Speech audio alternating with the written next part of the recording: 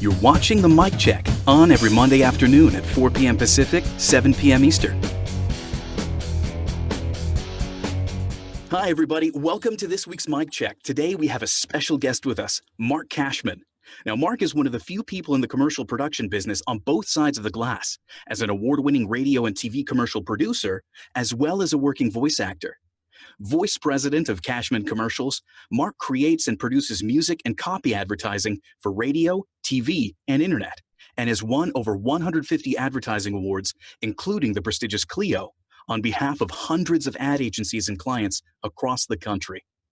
Voted one of the best voices of the year by Audiophile magazine 3 times, and an Audie winner, Marc is a veteran voice actor with 40 years of studio experience in radio, TV, and internet commercials, foreign film dubbing, animated series, video games, and over 150 audiobooks. Author of one of the best-selling books on voice acting, VO, Tips, Tricks, Tools, and Techniques to Start and Sustain Your Voiceover Career, Marc is currently represented by numerous talent agencies around the country. In addition to his production schedule, Marc has taught undergraduate and graduate students at USC, UCLA, and California Institute of the Arts, and instructs voice acting of all levels through his classes through the Cashman Cache of Voice Acting Techniques in Los Angeles, California. He also coaches voice actors worldwide, produces VO demos, and writes monthly online columns for Nowcasting.com and Backstage Magazine. Marc is also a guest speaker at advertising clubs and broadcasters associations throughout the U.S. and other countries, and has been a keynote speaker and masterclass instructor at Voice 2008, 2010, 2012, and 2014, VO Atlanta 2013, VO Mastery 2017, and WovoCon 5 in 2018. He's been interviewed in newspapers, magazines, radio, TV, and internet podcasts, and is here with us today to work with the 6 lucky winners of our drawing last week, starting with Dan. There you go. How are you doing, guys? Oh, we're doing absolutely fantastic now that you're here. It's terrific. It's terrific. We're gonna have a good time today, and and we're gonna get a lot done in a very short amount of time. And I know that you're all ensconced in your booths, but just be prepared for brain matter to be spattered against the walls because your heads are going to explode over the next 90 minutes. Yay! Thanks for the warning. All right. But in a good way. In a good way. Definitely in a good way. No doubt about it. All right. All right. What we're going to do is after we get started, and again, I see that we've got 2 young ladies joining us, but I guess you're going to be more flies on the wall at this particular point. And it's funny because when Michael sent me the original list, I said, "All guys, it's way too much testosterone in this room." But it turned out that was the way the dice rolled this time around. And the next time we do it, I want the ladies to be front and center, and just to have their shot. However, even though you're going to be flies on the wall, you're still going to learn a ton of stuff today that you're going to be able to apply to anything that you do.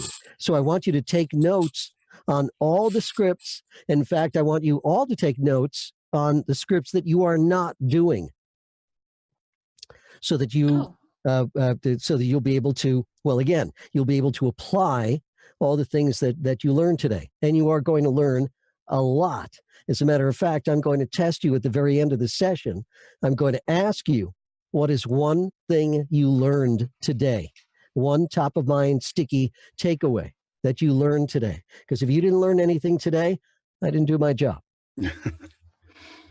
Okay, then I'm going to then let me go ahead and see if I can get all of the scripts into the Facebook chat so that everybody can actually have them.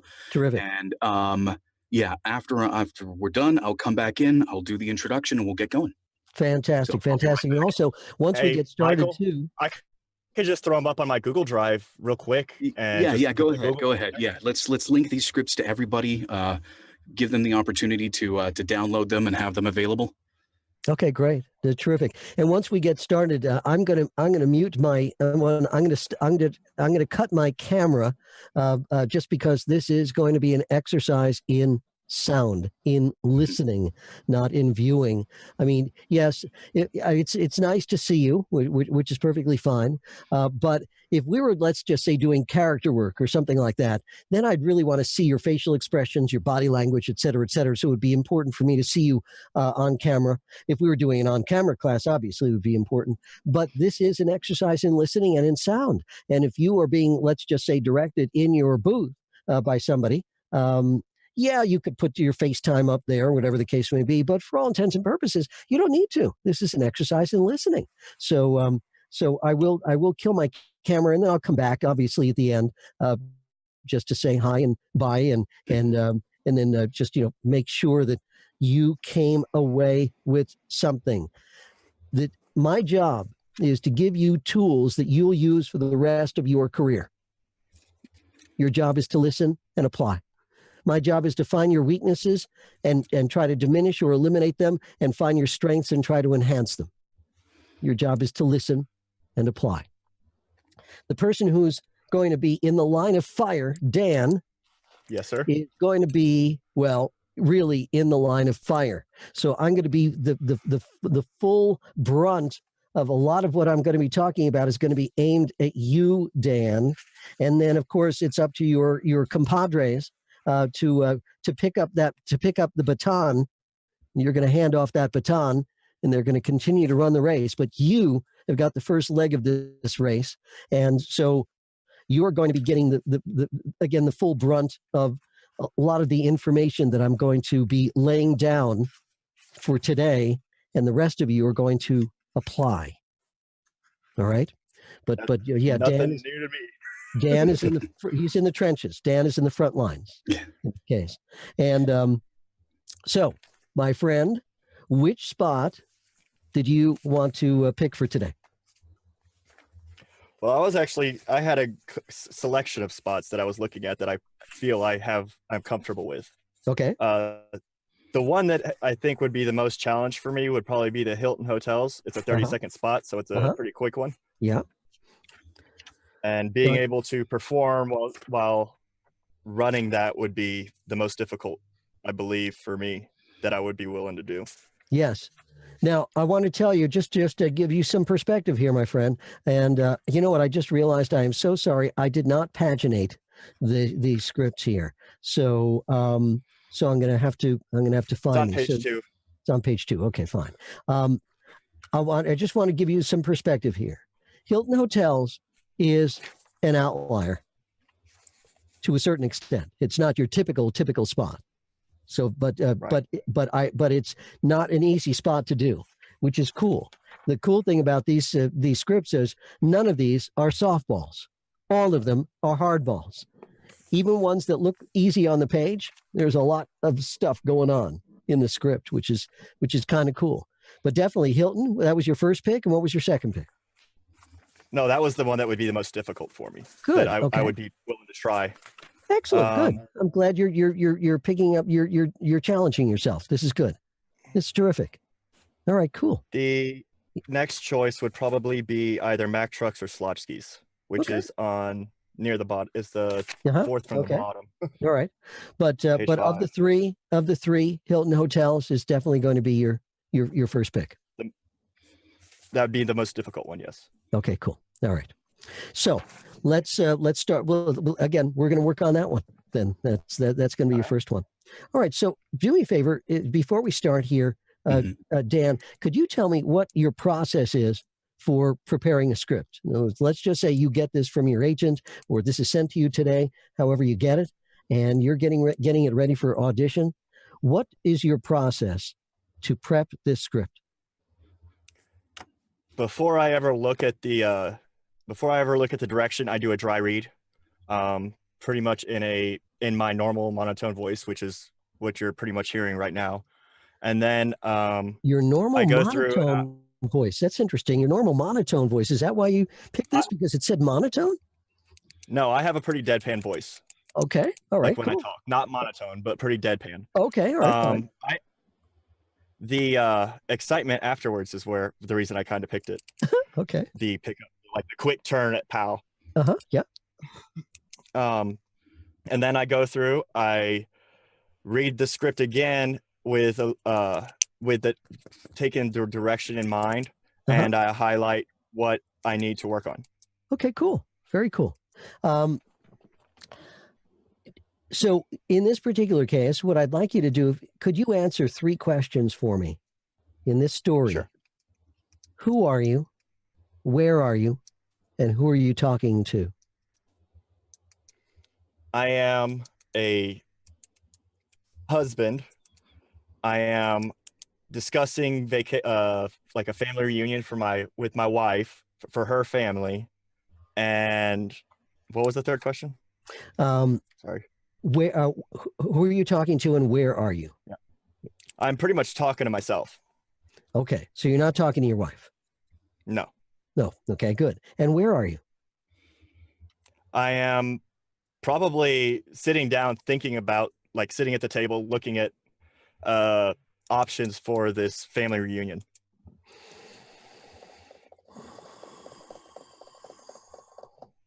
Oh, he's going. I'm going home, so he's packing. I'm in my room packing, talking to myself. Says it right there at the first line.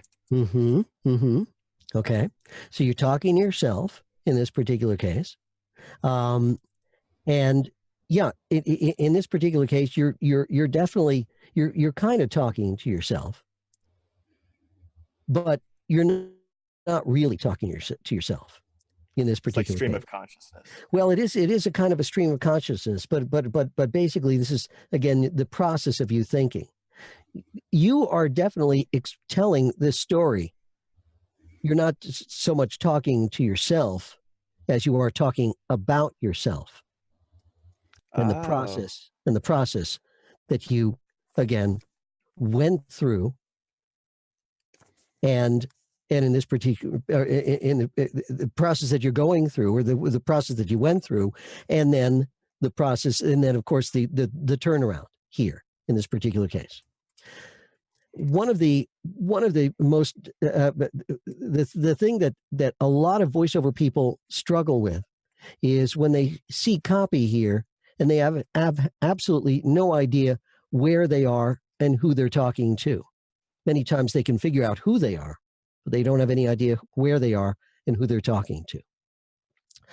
Today, I'm going to give you all a new set of glasses to look at copy, because what we're going to be talking about is one of the most important things that I teach, and that is framing. How to frame a story. We frame a story by asking 3 basic questions: who am I, where am I, and who am I talking to? This is what every actor does. I'm coming from an acting standpoint here. You are voice actors. You're not voiceovers. Voiceover is 2.9% financing for 60 months on all vehicles in stock. There's no acting going on there. An actor is connected to where they are. An actor understands who they are, where they are, and who they're talking to. That's exactly what we're going to be working on right now. When an actor's on stage, they can hear an audience and they can see an audience, and the audience can hear and see them.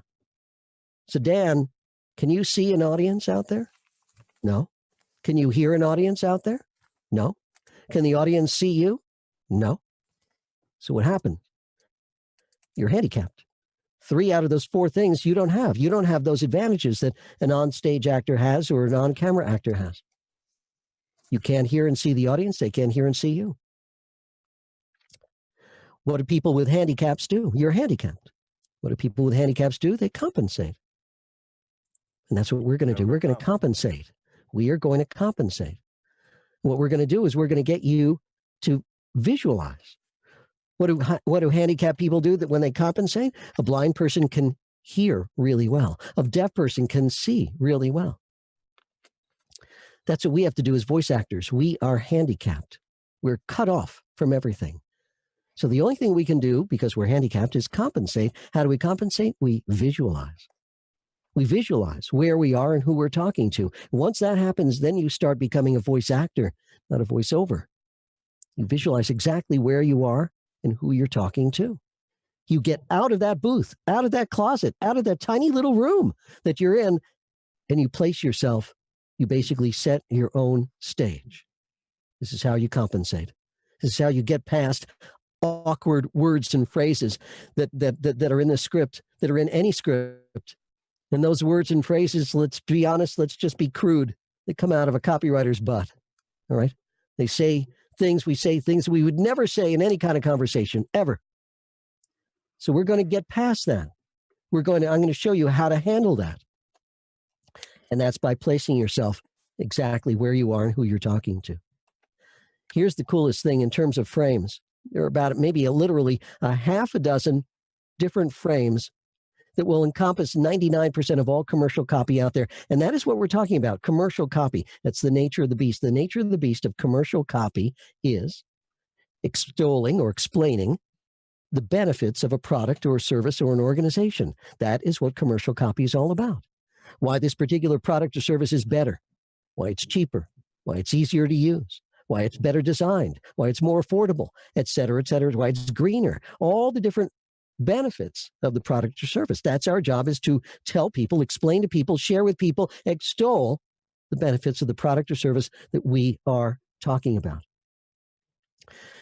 75 to 80% of all commercial copy can be framed as presentational. So Dan, my question to you now is, have you ever presented in front of an audience, like a PowerPoint? No, sir. Have you ever seen I've done theater? Good. Theater is great. I'm glad you've had stage work. Have you ever seen a TED Talk? No. TED? TED? I want you to write I've this never down. seen TED Talk. Okay. A TED Talk is basically a glorified PowerPoint. If any of you have ever seen that, Tim's nodding his head yes. It's a glorified PowerPoint. Michael's nodding his head yes. Anybody who hasn't seen TED, capital TED, I think it's an acronym for technology, education, and design. I'm not sure of the D part. Yes, design? Yes, good. All right. And basically, every time I see a TED Talk, I always say to myself, I'm a total idiot. I've done nothing with my life. Only because these people are fucking brilliant. Pardon my French. They're all brilliant. They're brilliant. But a TED Talk is basically a glorified PowerPoint. The elements are very, very simple. And Dan, you can relate to this because you've been on stage. A person comes out on a beautiful stage in a beautiful setting in a beautiful theater. They come out and stand on a circular red carpet. They got a little earpiece in their ear, which is attached to a little microphone. And they got a little clicker in their hands, and they're using that to forward, to present, to show people pictures on that big slide screen behind them. And that's what I want you to envision. Close your eyes, Dan, and envision yourself standing in front of an audience of 500 people with a slide screen behind you, a big slide screen behind you that's 20 feet wide and 10 feet tall. No podium. It's just you standing there explaining to people about the story that you're about to tell. Whether that's 30 seconds, 60 seconds, 90 seconds, 2 minutes, 10 minutes, 15 minutes. Usually TED Talks are about 10 to 15 minutes. That's what we got here. 75 to 80% of all commercial copy can be framed as presentational in frame. You are representing that company. You are the spokesman for that company. And you're coming out there and you're telling a story. Here's the cool thing about the presentational frame. Dan, did your parents ever go on vacation and take pictures? My mom didn't have always had a camera in her hand. Okay. And did they turn those pictures into slides and then invite the family and friends over to see their vacation in Italy or wherever they went? Oh, no, it was a photo album. A photo album, fine, same thing.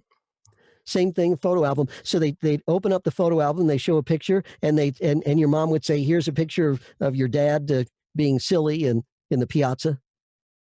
And they turn the page over again. Your dad would say, there's a picture of your mom eating pizza, as we're going in the gondola down in Venice, right? So a picture would come up and they would describe what was going on in the picture. That is what you're doing. 75 to 80% of all the time that you are talking about a product or a service, you are explaining about the product or service through pictures, through visualization. You're now going to start looking at copy in a completely different frame, with a whole different set of glasses. The beauty of TV spots is the way they're laid out most of the time is they tell you what the pictures are. They have the action in italics. They provide the pictures for you. And I always say, when you see a picture and you describe it, I want to ask you a question. How hard is that? How hard is it to describe a picture that you're seeing? It's not hard at all. Piece of cake. You see what the picture is, you describe it. If you were telling this story to an audience, what's the first picture that they would see in this story?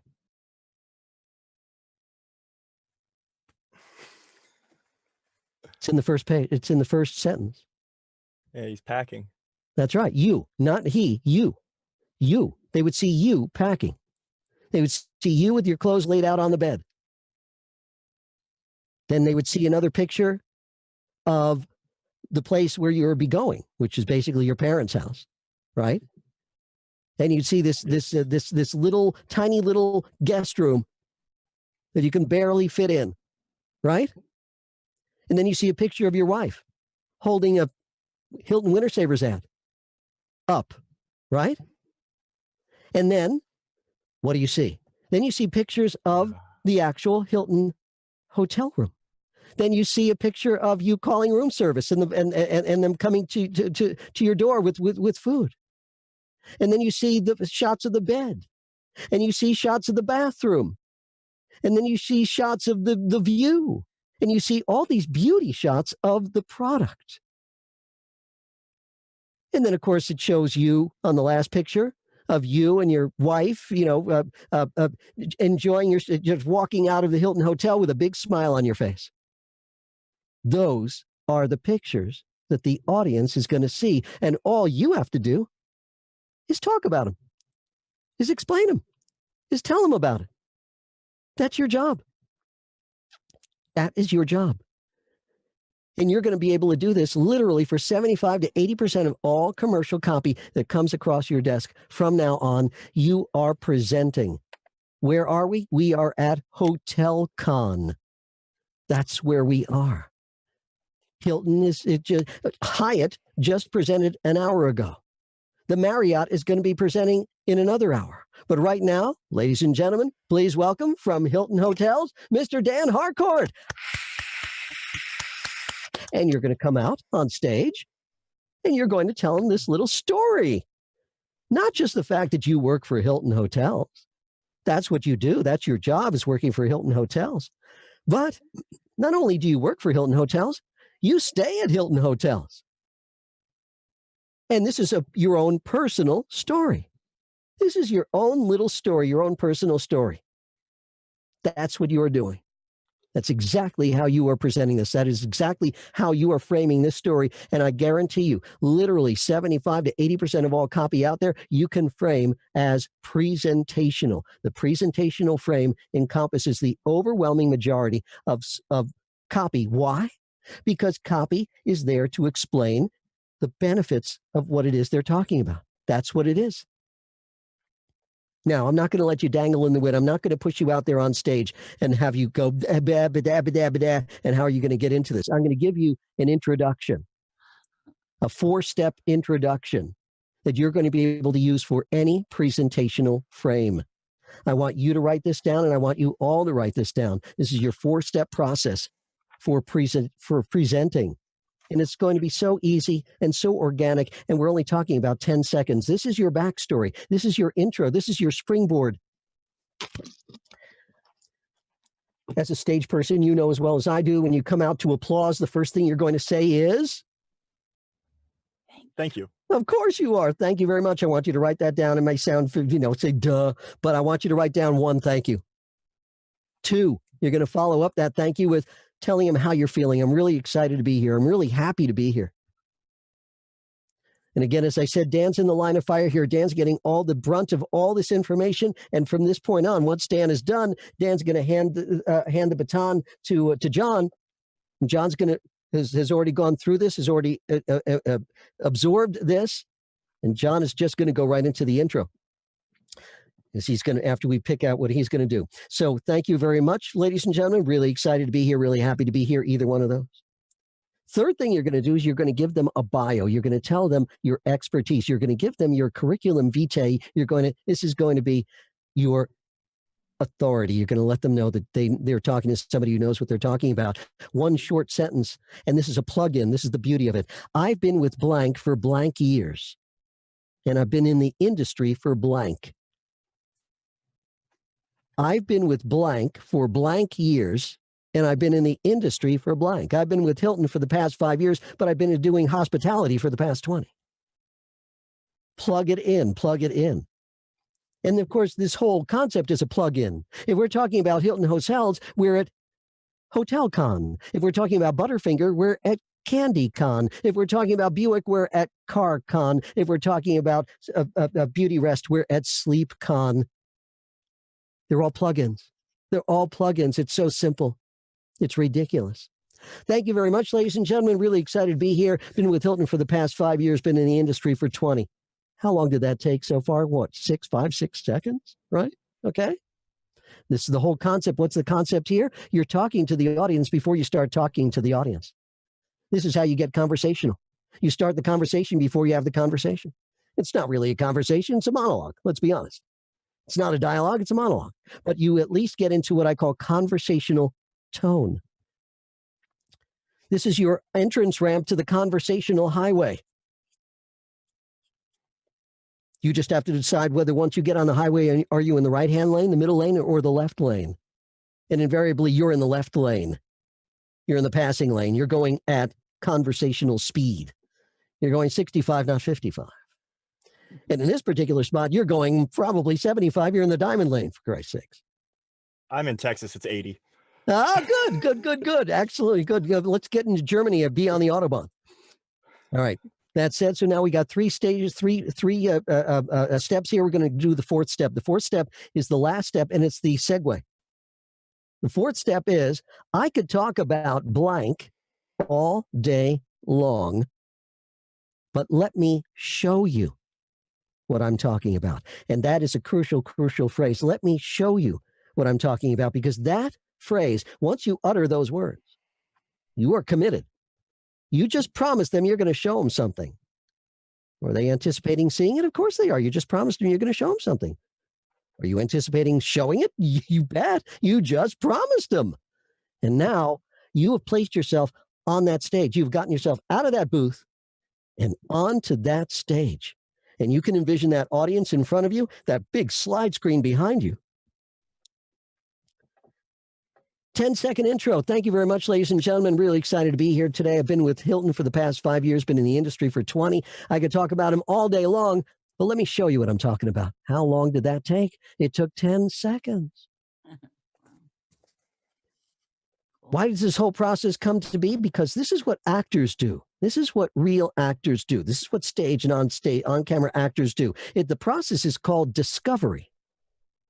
You discover everything about your character. Stage actors spend 4, 5, or 6 weeks doing discovery. Movie actors, on-camera actors spend 4, 5, or 6 weeks or more doing discovery.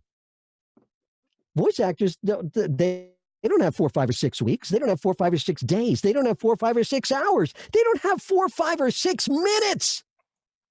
You think we could spend 4, 5, or 6 seconds to do discovery? I think so. Instead of just jumping into the copy cold and not having any idea who you are, where you are, and who you're talking to, because then you're doing voiceover. You're just reading words and speaking them clearly and cogently and coherently. But that's all you're doing is tying words together. You're not acting. This is voice acting. This is what you're supposed to be. You're supposed to be a voice actor. You are just as legitimate an actor as any other person on a stage or in front of a camera. You're just behind a microphone, but you're still an actor, and you still have to do what actors do. And that is do discovery and understand what the heck is going on. See, I didn't drop the F-bomb. I was very, very good about that. That said, now you know exactly who you are, where you are, and who you're talking to. Ladies and gentlemen, without any further ado, please welcome from Hilton Hotels, Mr. Dan Harcourt. Thank you. Thank you. I am really happy to be here. I've been with Hilton for 5 years now, and I've been in the industry for 15. I could talk about them all day long, but how about I show you? So I'm packing for the trip home for the holidays, and I realize once again we'll be sharing the guest room with a bunch of people I see once a year and barely know when my wife flashes a Hilton Winter Saver ad with rooms 50% off in front of my face, and pow! All of a sudden, I see us at a Hilton hotel sleeping as late as we want, ordering room service from our own room with our own TV, and not having to make an advance reservation to use the bathroom. And with those Winter Saver rates starting as low as $69 a night, my wife reminds me that with a little rest, those people I call relatives could actually turn into people I like. Beautiful. Great first take on that one. Great first take. How'd that feel, Dan? Long-winded. That's okay. That's all right. But how did the intro feel? That actually, it did help me pull it out a little bit easier. Yeah, yeah. Did it make sense? It does. It makes a Yeah. lot of sense. Yeah. Here's the thing is all you're doing is you're giving yourself a reason to say what you're saying. That's all we're doing is giving yourself a reason, a valid reason to say what you're saying. And it doesn't have don't we all want to do that? We all want to know what the heck it is we're saying. We all want to have a reason to do it. You know, that old joke of, oh, you're an actor. What's your motivation? Well, this is your motivation. This is exactly who you are. Excellent. You did a great job with that. You embraced that intro just very, very easily. Very easily. That wasn't heavy lifting at all for you. It's interesting. You said, you have a monotone voice. You don't really. You got a lot of inflection in your voice. You got a lot of character in your voice, particularly when you get excited or happy or whatever the case may be. And in this particular case, so here's what we're going to do now. All right. So let me ask you a question. In this story, how do you feel about going to stay with your parents? How do you feel? What's your emotion? At the start, it's derision, I guess. Not that's not the right word. Okay. All right. Well, all right. That's a pretty harsh. That's a pretty negative tone here. All right. So I think your wife is going to be pretty upset to hear that you are feeling derisive about her parents. All right. So how about this? How about let's tone that down. Let's tone that emotion down a little bit because we don't want to come from a really negative space. How about if we just go with bored? How about that? Okay. Okay.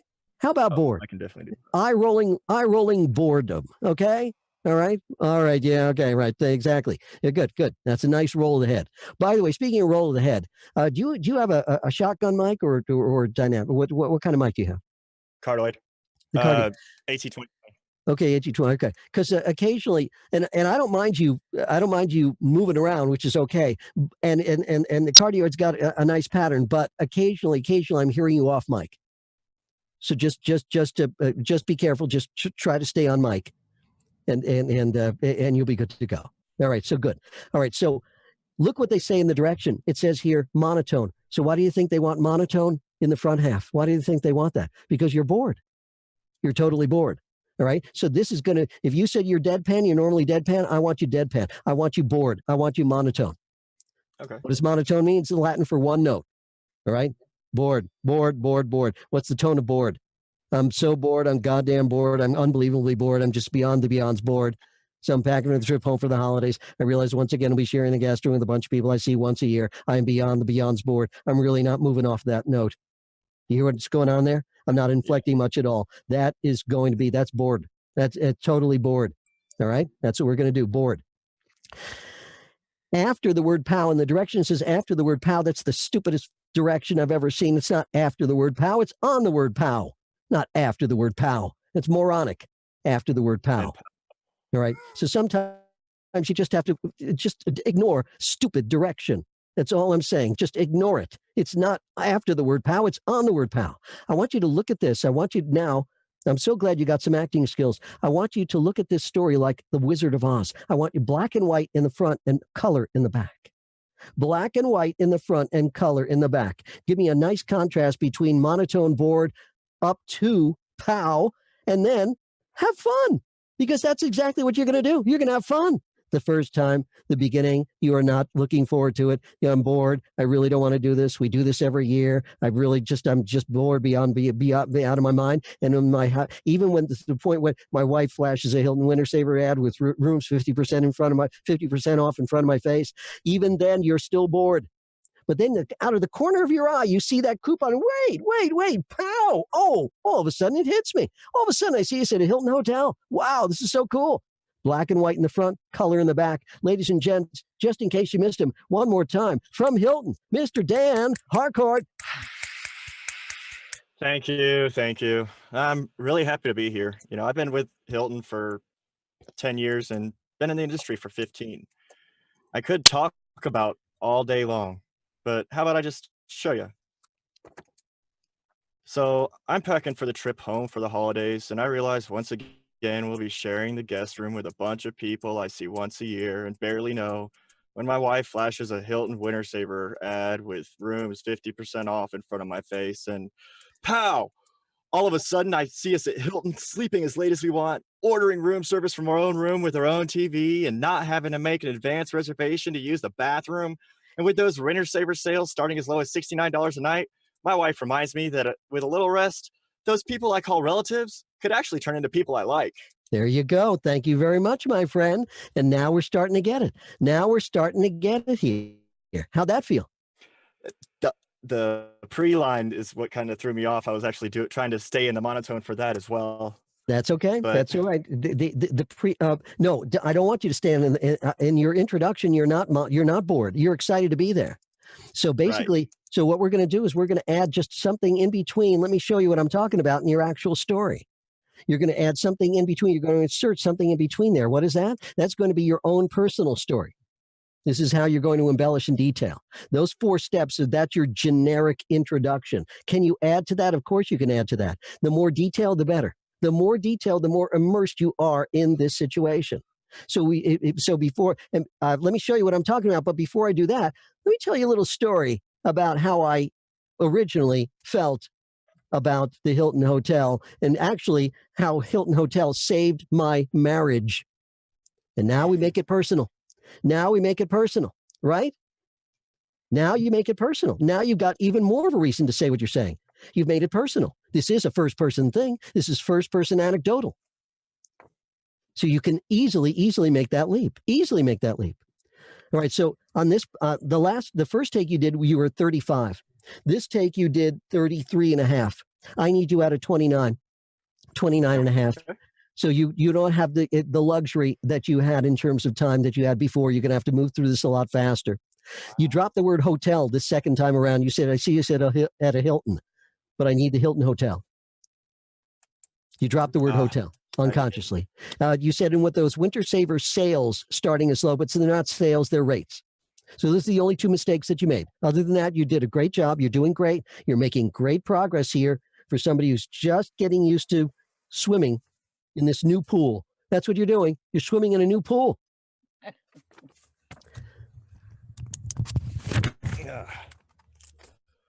There we go. All right, ladies and gents, just in case you missed him one more time, please welcome from Hilton, Mr. Dan Harcourt. Thank you. Thank you. I'm really happy to be here. I've been with Hilton for 7 years now and been in the industry for 12. I could talk about them all day long, but how about I tell you how Hilton saved my marriage? So I'm packing for the trip home for the holidays, and I realize once again we'll be sharing the guest room with a bunch of people I see once a year and barely know when my wife flashes a Hilton Winter Saver ad with rooms 50% off in front of my face, and pow! All of a sudden I see us at a Hilton hotel sleeping as late as we want, ordering room service from our own room with our own TV, and not having to make an advance reservation to use the bathroom. And with those Winter Saver rates starting as low as $69 a night, my wife reminds me that with a little rest, those people I call relatives could actually turn into people I like. There you go, my friend. 30 on the nose. 30 on the nose, Dan. You killed it. 30 on the nose. And that's with a stumble. That's with a stumble. You got the hotel, you got the rates, you fixed that. You did beautifully. You made great progress in a very short amount of time. Wow. How'd that feel? Well, thank you, sir. How'd that feel?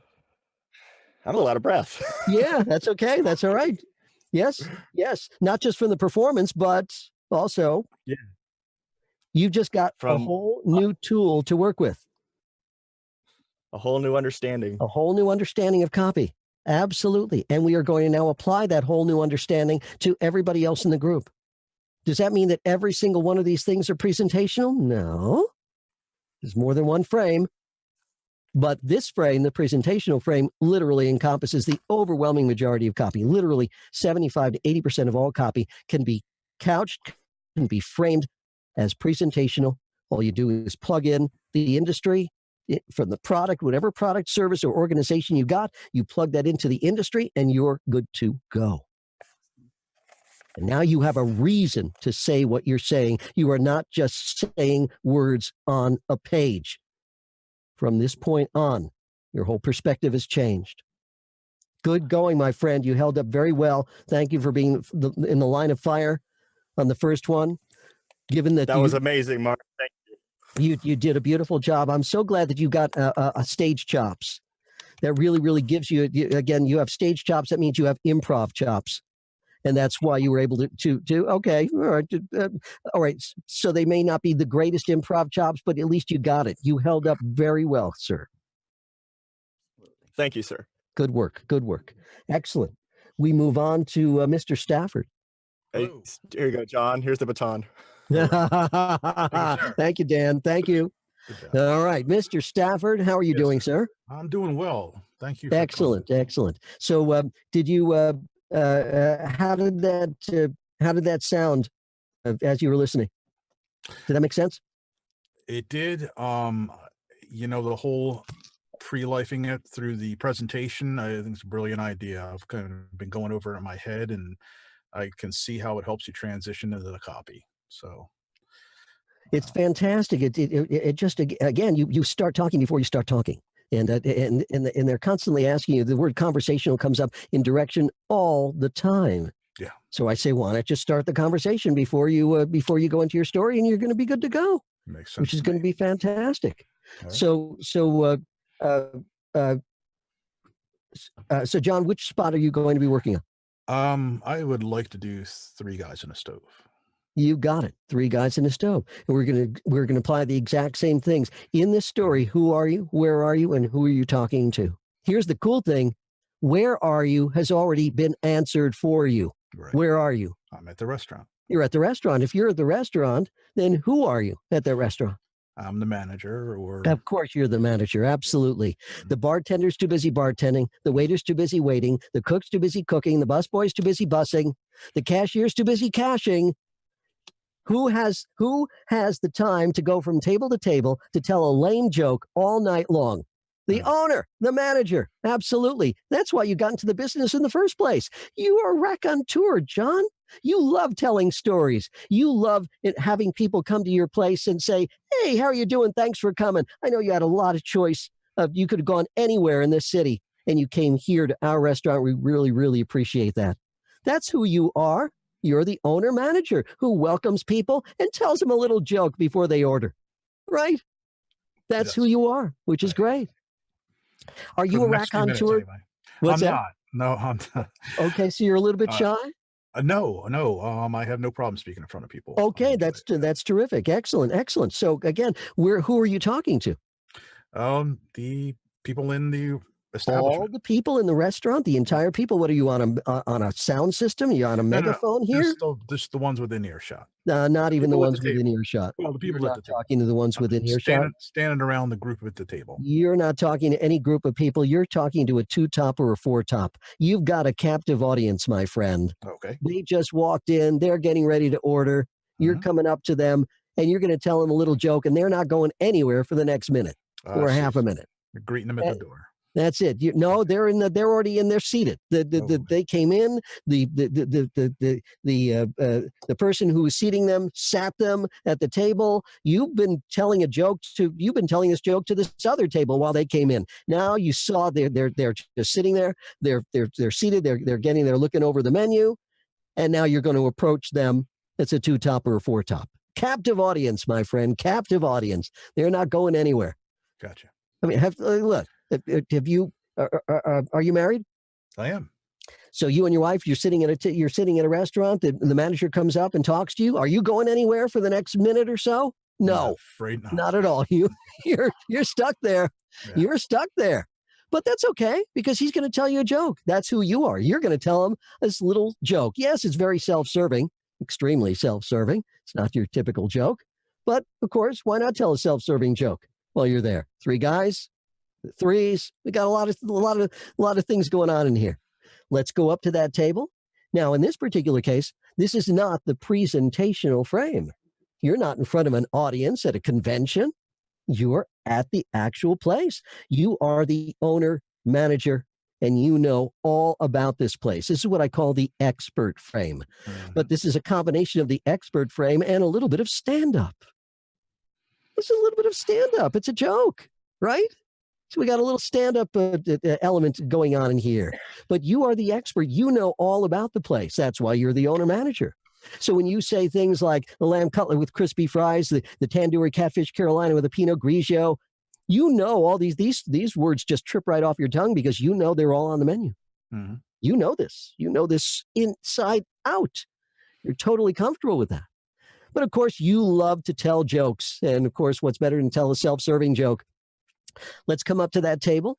And what are we going to say as the owner manager? What we would normally say. Thanks for coming here. Thanks for coming in. Yeah.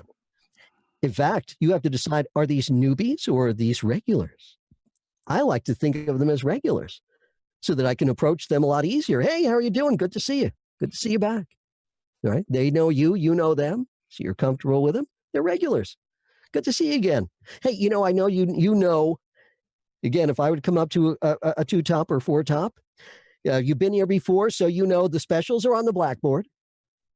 You can order wine with whatever it is. We got a great wine cellar, you know about that. If you want to order the souffle, you got to do that ahead of time, because it takes a little while. But before you order, I got a little story for you. That's it. And that's our intro. Before you order, I got a little story for you. Mm-hmm. That's it. Take your beat and go into your story, go into your joke. Let's go up to that table. Let's address those people. And we're going to call this three guys. Take one. All right. Hey, hello. It's good to see you again. Thanks for coming in. As you know, the specials are on the board. If you need any appetizers, we'll take care of you right away. And hey, I just wanted to say, it's been said, good things come in threes, like the blonde, brunette, and redhead who joined us the other day at Three Guys in a Stove. The redhead orders a lamb cutlet with crispy fries. The brunette orders a tandoori catfish Carolina with Pinot Grigio. And the blonde orders crab cakes with chipotle sauce. What? You're expecting a punchline? They were guys. Come on, people. This is a clean establishment. Yep, good things do come in threes at Three Guys and a Stove. Downtown Toronto, open till midnight. Beautiful, John. Beautiful. Good first take on this one. 32 and a half was your time. So we just got to shave off 3 seconds. We want to try to come in at 29 and a half. So 3 seconds off of that, you could easily shave off 3 seconds. Okay. You were in the middle lane of the conversational highway. I need you in the left-hand lane. All right? So you're going to pick up your pace. You're going to get at conversational speed, which is going to be cool. All right, excellent. You did some good things in there. As I normally do, I'm going to reinforce all the good things you did, and then I'm going to ask you to make a couple of adjustments. All right. They were guys. That's the only word that's italicized. Why? In this particular case, that's the joke. The joke isn't the blonde who orders crab cakes with chipotle sauce. There's misdirection. That's misdirection there. That's not the punchline. The punchline is they were guys. That's the punchline. And so that's why they put it in italics. Thank you for honoring the italics. Thank you for honoring the word that was treated. Whenever a word is treated with italics, bold, underlined, or caps, that's what you're going to emphasize above all else. They were guys. So you gave that nice emphasis there. Nice emphasis. And on almost down toward the end, yep, good things do come in threes. You emphasized good do. Technically, the writer should have done that, but you on your own did that. You understood where that emphasis went. This is what I call bookend copy. Bookend copy states something at the beginning and then repeats it at the end. Look at the first sentence. Good things come in threes. Look at toward the end. Yep, good things do come in threes. This happens all the time. This is the mantra of advertising. The mantra of advertising is very simple. Tell them what you're going to tell them, then tell them, and then tell them what you just told them. That's the mantra of advertising. So this is what I call bookend copy. Good things come in threes. Yep, good things do come in threes. You reinforce that at the end. So thank you. Underline do just to remind yourself. But that was a good interpretation on that line. At 3 guys and a stove. At 3 guys and a stove.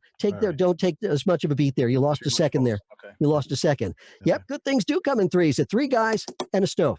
Just take a tiny, tiny beat there and just move through that, which is good. Good. All right. Now, John, since you are telling a joke, I need you to have a lot more fun. And you just weren't having that much fun. I'm giving you permission, John, to have fun.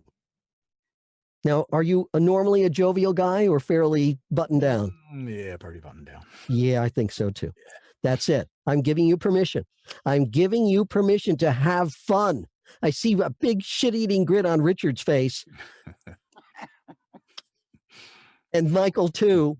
I'm giving you permission, John, to have fun, to lighten up and really, really have fun. Yeah, Okay? You can do it. I know you can do it. It's inside you. Here's what I want you to do. I want you to make a couple of adjustments on take 2. All right.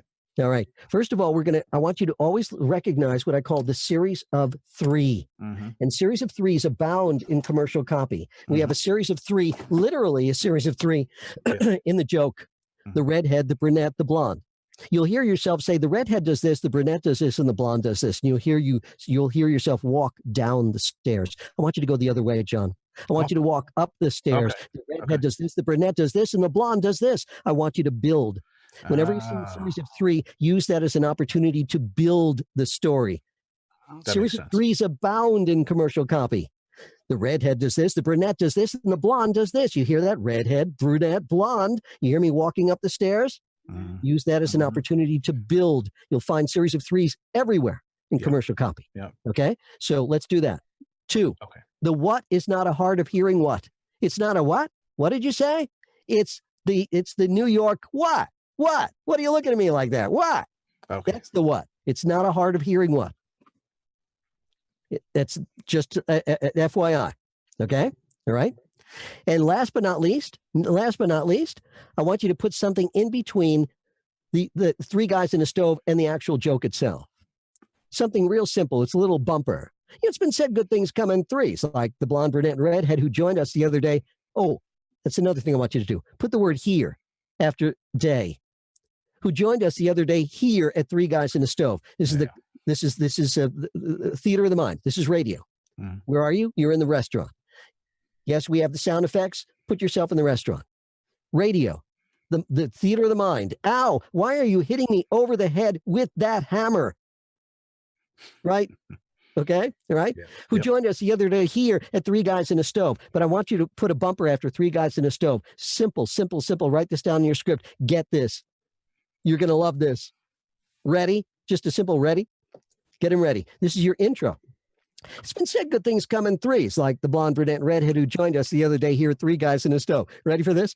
The redhead, I'm prepping him. I'm getting him ready for this story. Do you hear how fast I'm talking? I'm in the left-hand lane, my friend. I'm in the left-hand lane. Why am I talking so fast?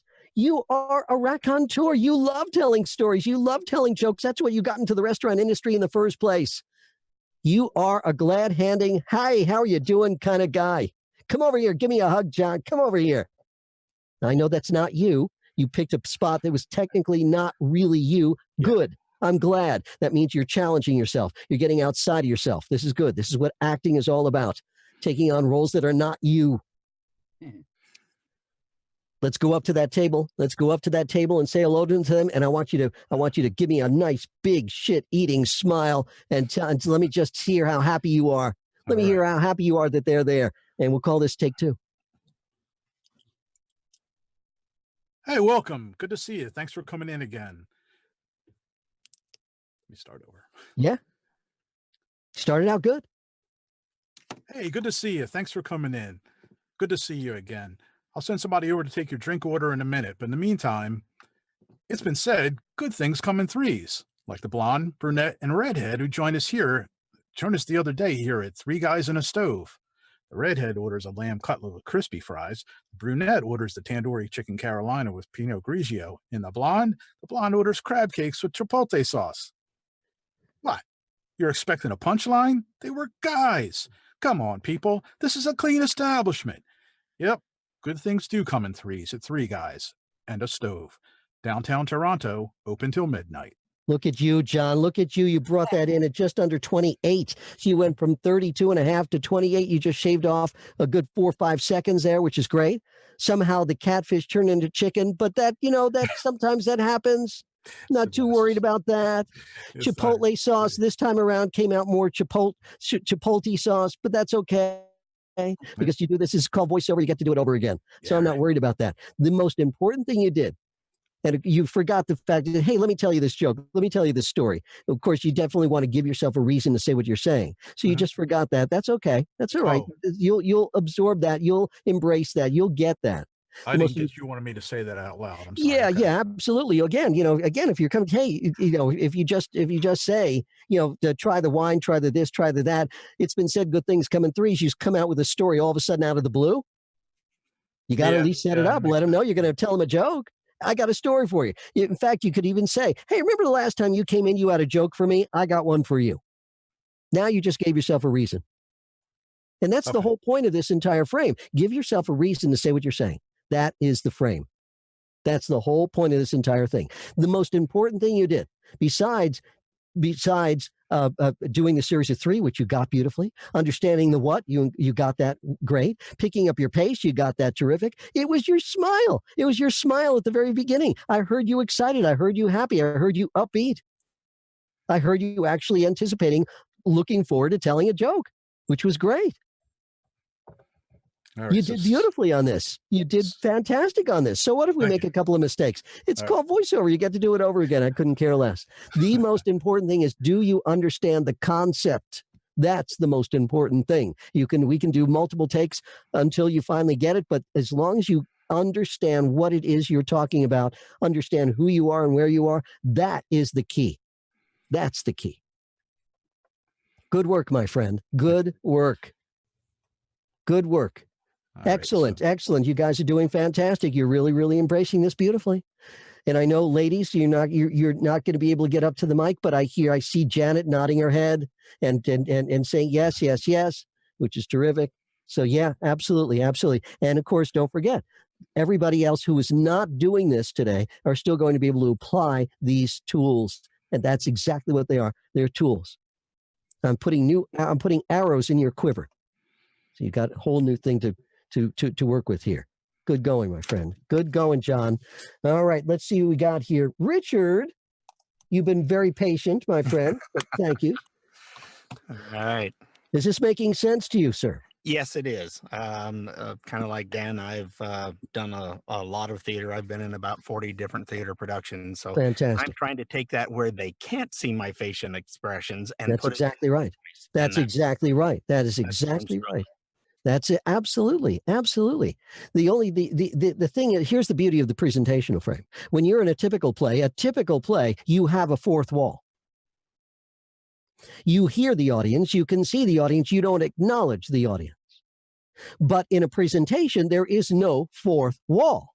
So you can see their facial expressions, you can see their body language, everybody can see each other. And that's the beauty of the presentational frame. You don't have to worry about acknowledging the audience, you can see them, which is terrific. You can see exactly who you're talking to and how they're reacting, which is terrific. So which script you're looking at, Richard? Well, I'd like to do the fruitcake, but I need help with doing the other stuff. So I think I'm going to do the Bright Start. I mean, I'm here and this wonderful opportunity, so I'm going to go for what's hard for me. You got it. Fantastic. All right. So let's take a look at Bright Start. Let's see what page is Bright Start. It's it's on the first page, actually. It's on the first page. Okay, great. All right. Thank you very much. Here we go. Yes, absolutely. So in this particular case, who are you talking to? Well, who are you? Who are you? It says Dad. So that's obvious. Duh. Yeah. All right. So that's a duh. So let's take a look at who are you talking to? I see it as he's sitting down. He's thinking about how his day went, maybe having a cup of coffee after he's put the little one down. Who are you talking to, Richard? Richard, talking who to are you myself. talking to? I, Of course you are. I'm Absolutely, talking to absolutely, me and going, man, this was just a fantastic day. absolutely. I'm But the talking thing to is, myself while relaxing. it can't be at the end of the day. It cannot be at the end of the day. What's the second block look like? How's the second block start? What does it say? Around noon, you're going to Yeah, be so singing. around noon. And, So how could it be at the end of the day? well, the reason I put it at the end of the day is because you put him down. You're going Around through the noon, entire. he'll sing with you. Around Right. noon, he will sing with you, not he did sing with you. Right. So He it can't will. be at the end of the day. Well, yeah, but if he's doing that, and then if it's and this is my curiosity Yeah. on things, you put him down for bed, and Yeah. then so it's got the whole day's process, and that's That's in the future when you put him down. That's why you are not at the oh, end of wait, the day. I got it. You're right.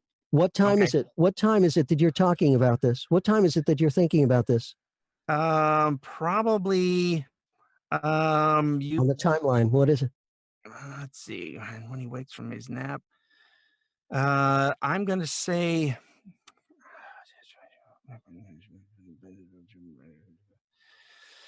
hmm. Uh, maybe right after you put him down for his nap. Not after you. Yes, after you put him down for his nap. What time is that? What time is that? And because he's going to wake On the from his nap timeline. at 2, so I'm going to say somewhere around noon, 1 o'clock. Well, after around lunch. noon, he'll sing with you. He's singing with you at Right. noon. What time is it Right. that you're talking now? So you're going to put him down for his nap. It's not going to be long after that. So 1 o'clock. No. 8 this morning again. Around noon, he will sing with you. That means he's going to be up. What time is it now that you're talking about him? He woke you up at 3. You've changed his pants at 6. You changed his pants by 8. At 6, he wiped his. You had breakfast. By 8, you changed him 6 times. Somewhere between 8 and 9. That's exactly some between 8 and 12. Yeah. Sometimes between 8 and 12. Most likely we're at what, 10 o'clock, 10 or 11 o'clock in the morning, right? So you just Yep. figured out your timeline. Now you Okay. just figured out your timeline. That's exactly it. And of course, you're talking to yourself because you see in the direction, it says introspective. That's your keyword. That's your keyword, introspective. I'm talking to myself. Absolutely. Now let's talk about the talking to yourself voice, Richard, just for real quick. The talking to yourself voice is what I call the half voice. The talking to yourself voice is the half voice. The talking to yourself voice is the voice where you wake up in the morning and you go into the bathroom and you look in the mirror and you see something on your forehead that wasn't there the night before. And you say, what the fuck is that? All right? When did All that right? get? You're talking to yourself, Richard. You're talking to yourself. Nobody standing around you can hear you. You're just talking to yourself, just barely audibly enough that you're talking to yourself. That's about it. That's what you're doing. All right? You're talking to yourself. Where are you as you're talking to yourself? Where are you? Again, I was thinking if we're sitting at the table, maybe having a cup of coffee. If we're talking around the 8, 9, it might be a chance to have a cup of coffee while the little one's It might playing. be, but you don't have a chance to do that. You Yeah, never have I a know. chance to do that. It's like I'm trying to. You have time to Okay. think this. All when you right. get the little one Absolutely. running around. Absolutely. Let's get you where you need to be. Let's get you in his room. Okay. Let's get you standing over his bed or his crib. Let's get you looking at your baby boy as you're thinking about him Okay. to inspire you. Yes. Yes. Yes? You're in there, and he's got maybe all of his toys. Maybe you're helping him build something, and you're thinking about him. No. He's sleeping, Richard. Richard, He's he's sleeping? napping. He's Okay. napping, Richard. Remember, he's napping. Remember? Okay. Okay. All right. Here's the subtext. Here's the subtitle for your talking to yourself voice, Richard. Yes. Do you have kids? Do you have kids? I have 3 daughters that are long grown up. Long grown. Okay. I want you to remember when they were 3 years old. 3 years old. Okay. Here's the subtitle. Ready? Don't wake the baby. Okay. Richard, don't wake the baby. Don't wake the baby, Richard. Yeah, I was told Okay. that more than once. Okay, good. Absolutely. Stand over his crib. Talk to yourself, but don't talk to yourself so loud that you wake the baby. Don't wake the baby. Let's stand over his crib and talk to yourself. Okay. What are you going to say just before you say today woke you up at 3 a.m.? I want you to look at this baby and I want you to marvel at this baby and just describe this baby and just be amazed at this baby. Talk out loud a little bit about the baby, take a beat, and then go into your story. Okay. Don't wake the baby, Richard. Don't wake the baby. It's been such a joy to have this little guy in my life. Today, he woke you up at 3 a.m. to remind you he wants hot dogs for lunch. At 6, he showed you his artistic ways by wiping his breakfast all over your shirt. And by 8 this morning, you've changed his pants 6 times. Though the sun has barely risen, your day is off and running, and you wouldn't have it any other way. Because around noon, he'll sing with you while you're out enjoying your walk. And when he wakes up from his nap at 2 this afternoon, you'll see a little bit of your mother in his eyes. And when you put him down for bed at 8 tonight, he will yawn and sigh, and you will tell yourself, I've never loved anything more. Oh, isn't that wonderful? Absolutely. And you could say that you look down at your baby boy, your baby girls. You remember when they were 3 years old, and you said that. How many times have you said that to yourself? I've never loved anything more, and meant it. Every single word of it. Absolutely. Absolutely. Time wise, we came out to 38. And I know it says 30, but I want to talk to you a little bit about that. But you did a beautiful job. You did a fantastic job for your first take on this one. A fantastic job. You did a terrific job on this one. Did that make sense, what we just did there? Mm-hmm. You placed yourself. You placed yourself. You've been an actor. When you're on stage and you look around, what are you looking around at? You're looking at something called a set. Where's that set? That set's either in the living room, the dining room, the front porch, the kitchen, the bedroom. You're on a set. You just designed, you just set your own stage just now. Okay. By placing yourself in that child's room and talking out loud, but not waking the baby, but talking to yourself. You could be thinking this to yourself, and this is basically so they would take what you just did and they put that in reverb. The talking to yourself voice is always in reverb. It's always that voice. There's always, Richard, don't do that, Richard. Right? That inner voice, right? And that's basically what you did there. So again, the half voice, that's a textural thing. So whenever you see the word introspective, that is your key word to go ahead and talk to yourself. We do this all the time.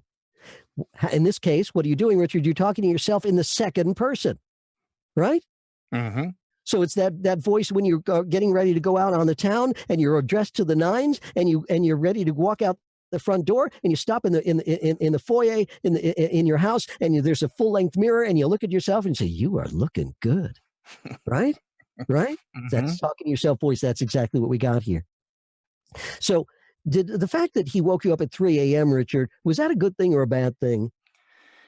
Come on. Nobody wants to be woke up at 3 That's right. Okay, that's exactly right. I want to hear you roll your eyes. I want to hear you roll your eyes on that. Okay. Not only did he wake you up, he didn't wake you up and say, Daddy, I got a tummy ache. Daddy, there's a monster under my bed. Daddy, I want hot dogs for lunch. You woke me up at 3 a.m. to tell me that? Are you shitting me? All right. So again, let's be honest. Let's roll our eyes there. Right? Okay. You were dressed and getting ready to go to work. He wiped his breakfast all over your shirt. How about that? Did you like that? No, you didn't like that. Okay. Roll your eyes there. Right? Okay. Close your eyes and tell me which sounds longer. Close your eyes. And by 8 this morning, you've changed his pants 6 times. And by 8 this morning, you've changed his pants 6 times. Which sounds longer? The second one. Right. Yeah. I call it taffy pulling. That's what I want you to do. Taffy pull 6 times. You can make numbers sound longer or bigger or things sound older.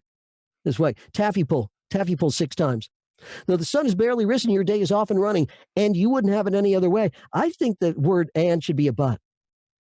I think the word and should be a but. Okay. Your day is off and running, but you wouldn't have it any other way. Don't be afraid to change a word here and there if it makes more sense. In this case, the but makes much more sense than an and. Don't be afraid to do that. I call that enhancing copy. Is the writer going to get their panties in a twist because you changed the and to a but? If they do, that's the last person you want to work with. Make the story make sense. Okay? Don't be afraid to do that. Because around noon, he'll sing with you while you're out enjoying your walk. Now you're having a great time. Now you're smiling, not rolling your eyes. And when he wakes from his nap, you said wakes up from his nap. Your brain added the word up, but it's superfluous. Don't need the up. It's understood he wakes up. He wakes from his nap. It's okay. Don't worry about it. Happens all the time. If I had $1 for every time I added a word or dropped a word that wasn't there, I could retire yesterday. When you put him down for bed at 8 tonight, he will yawn. What are we going to do with the words he will? Heal. Heal, of course. He already said, because around noon, he'll sing with you. They already contracted he will to heal up there. Why didn't they contract he will there? Because Writers are totally inconsistent with contractions. They'll contract on one sentence, not another, contract on one half of a sentence, not the back half. He'll yawn and sigh. Let's contract he will to he'll. You will tell yourself. What are you going to do with you will? You'll? You'll, absolutely, absolutely. So if you see words that are already contracted, contract them. Contract the words that need contracting. You think that, again, the writer's going to get their panties in a twist because you contracted he will to he'll and you will to you'll? Again, it's the last person you want to work with if they do that. They want you to be conversational, for Christ's sakes. Let's make it, he'll yawn and sigh and you'll tell yourself. You can do this. You should do this. That's it, my friend. Those are your marching orders for take two. Let's go. Let's go into his room. Let's tiptoe into his room while he's napping. Let's marvel at this beautiful baby. We'll call this Bright Start 2. Oh, today he woke you up at 3 a.m. to remind you he wants hot dogs for lunch. At 6, he showed you his artistic ways by wiping his breakfast all over your shirt. And by 8 this morning, you've changed his pants 6 times. Though the sun has barely risen, your day is off and running, and you wouldn't have it any other way. Because around noon, he'll sing with you when you're out enjoying your walk.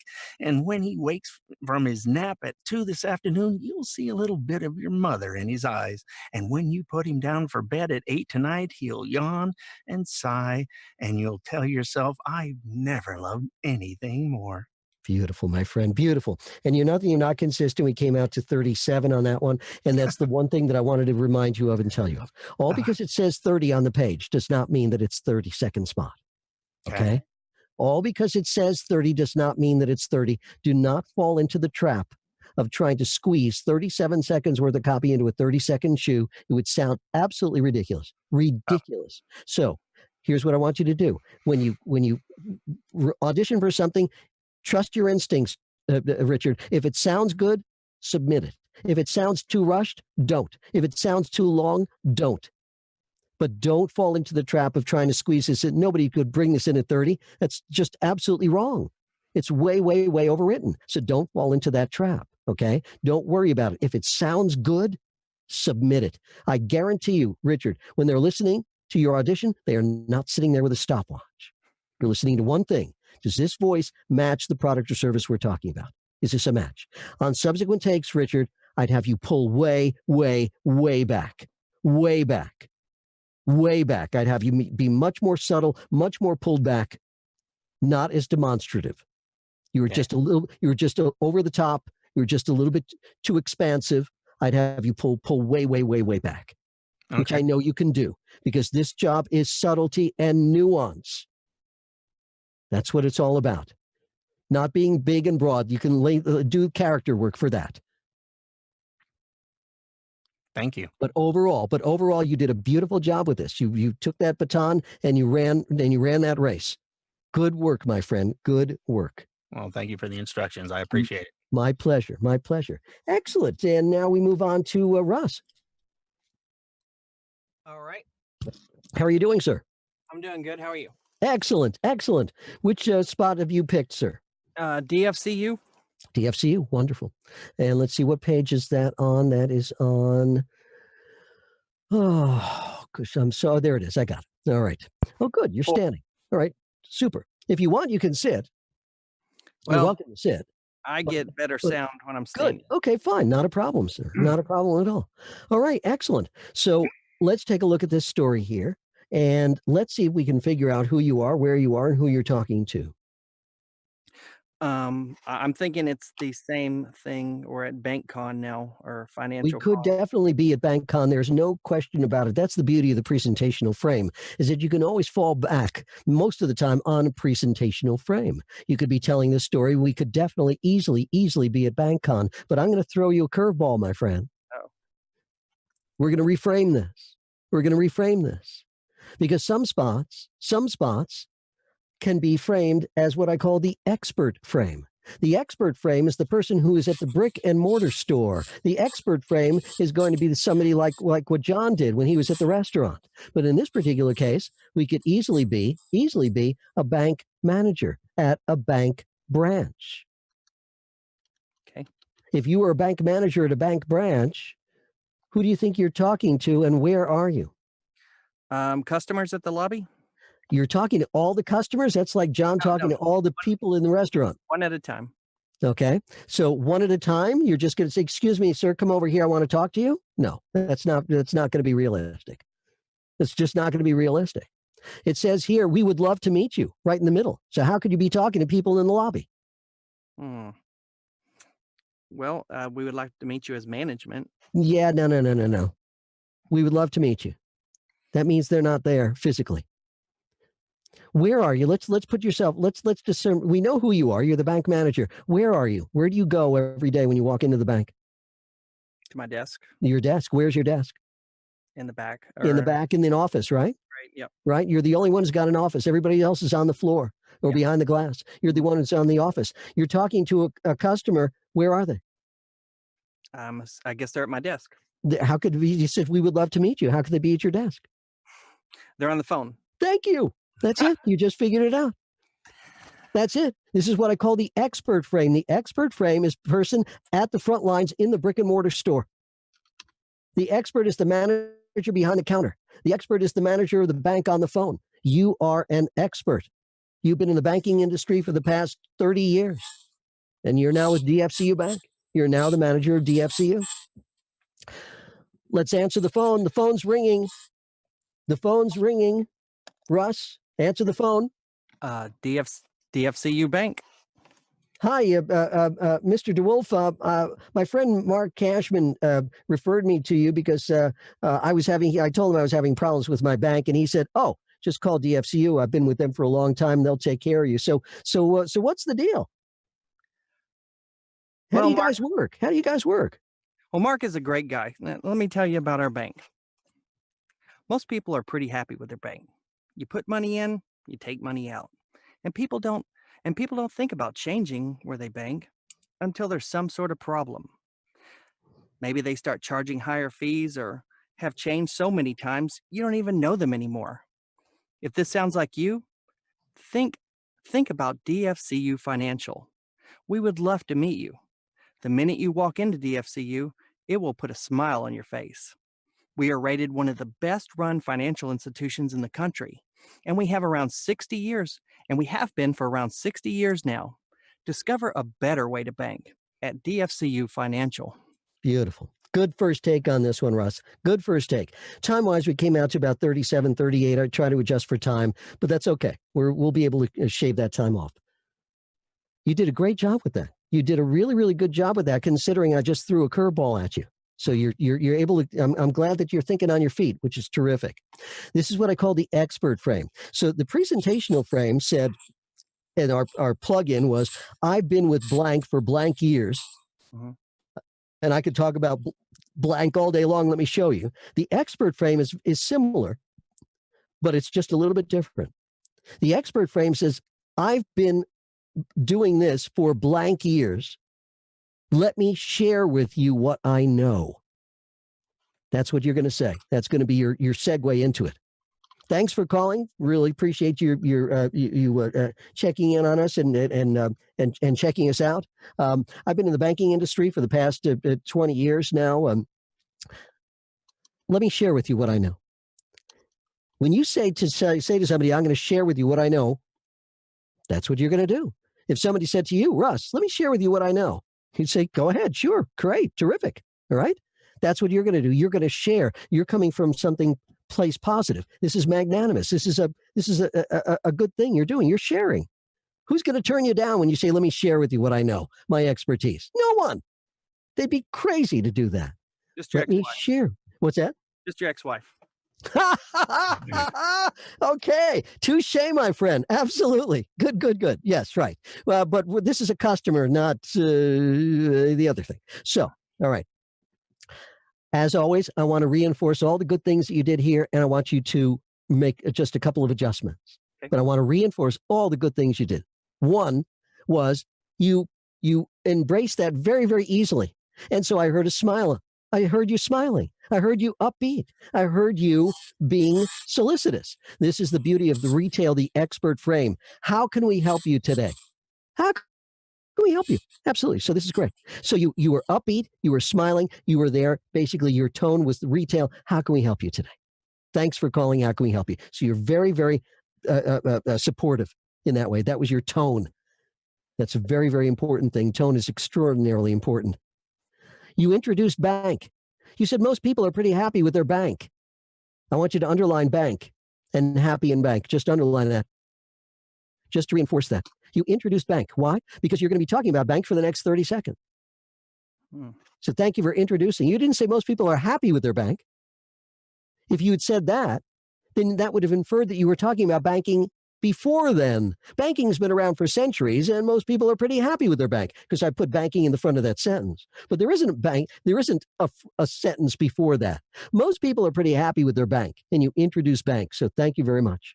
You also made the next line even. You made the next line parallel. The next line is not parallel. You put your money in, you take money out. That's an unparalleled sentence. You dropped the word your. I don't know if you did that intentionally, but you said you put money in, you take money out. You dropped the word your. Whether that was intentional or not, that's what I want you to do. Oh, okay. Let's make that parallel. If you could make it parallel, you could also say you put your money in, you take your money out, but the yours understood. Of course, it's your money. It's not somebody else's money. So the yours understood. You put money in, you take money out. That's how banks work, right? People don't think about changing where they bank until there's some sort of problem, and you contracted their is to theirs. Thank you very much. You contracted their is to theirs. Why? Because they already contracted do not to don't. Just the previous line. Well, since you contracted their is to theirs, the next line, what are you going to do with they have? What are you going to do with the phrase they have? They've, exactly. What are you going to do with we would love to meet you? What are we going to do with we would? we'd. Yeah. The minute you walk into DFCU, it will. What are you going to do with it will? It'll. Yeah. What are we going to do with we are rated? What are we going to do with we are? We're. Yeah. And we have been. What are we going to do with that line? We've. And we've been. Exactly. Now you just shaved off about 5 seconds off your read just by contracting all those contractions, all those words that needed contracting. Cool. This is what I'm talking about. This is how you shave time, and this is how you sound conversational. They want you to sound conversational, but they say, we would love to meet you. Is that conversational? No, not at all. Not for a second. We'd love to meet you. Thank you for putting the smile on your face, not a smile on your face. Thank you for not landing on face. Where else is a smile? Is there any part of your body that's not a smile? That has a smile? No, it's always on your face. It's understood it's on your face. It'll put a smile on your face. It's understood. So underline smile just to remind yourself. Don't land on face. Thank you on the last line. Discover a better way to bank. Underline better. Everything is a better way. It's a better way to bank, a better way to eat, a better way to sleep, a better way to drink, a better way to drive, a better way to screw. It's a better way. Everything's a better way. Thank you. It's not a better way to bank. You didn't say that. You said it's a better way to bank. Why? You already mentioned bank. How many goddamn times have you mentioned bank in the past 30 seconds? Yeah. It's a better way to bank. That's exactly it. You did a beautiful job on this. Ring, ring, ring. Phone's ringing. Hello, DFC. Hi.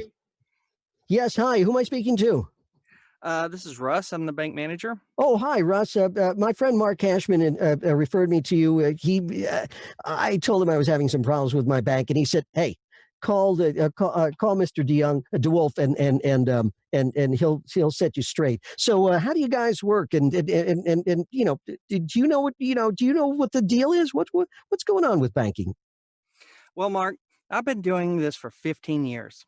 Let me share with you what I know. Most people are pretty happy with their bank. You put money in, you take money out. And people don't think about changing their bank until there's some sort of problem. Maybe they start charging higher fees, or they've changed so many times, you don't even know them anymore. If this sounds like you, think about DFCU Financial. We'd love to meet you. The minute you walk in DFCU, it'll put a smile on your face.